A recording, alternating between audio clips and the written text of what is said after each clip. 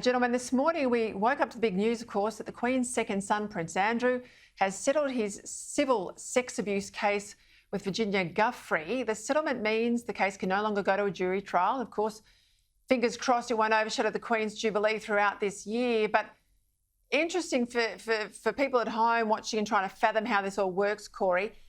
The Prince has repeatedly said, I deny the allegations against me. I don't have any recollection of meeting this woman. It is going to spend what is about $14 million in our money settling the case. So how do people make heads or tails of this?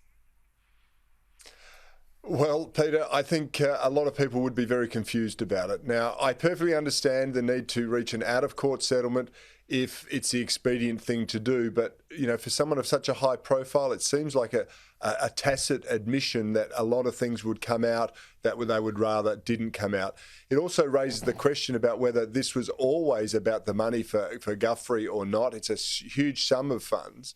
But I have to say, personally, I'm a bit disappointed. We haven't uncovered the truth about Ghislaine Maxwell and Giuffre Epstein. We haven't seen their client list. We haven't seen who's embroiled in all of this because the court documents for Maxwell's trial were sealed and we're not allowed to know.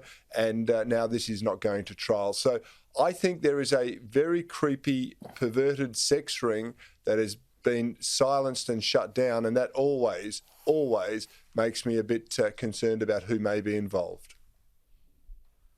Yeah, look, I have to say I agree with you there, Cory, in the sense that I really don't think Epstein committed suicide. It all just sounds a bit too peculiar. The involvement of the Prince now is made go away with money. And of course, Ghislaine Maxwell, you're right to point out those documents are sealed. We need more transparency here, don't we, James? Well, we really, really do. I mean, Peter, Cory, let's just think about this. In your entire lives reading the news, have you ever heard of a sex trafficking ring where the cops didn't take the client list, the people who were involved, when there's documentation of who was involved, and go and knock on every single door on that list and press charges and arrest and investigate and get to the bottom of who was victimizing who?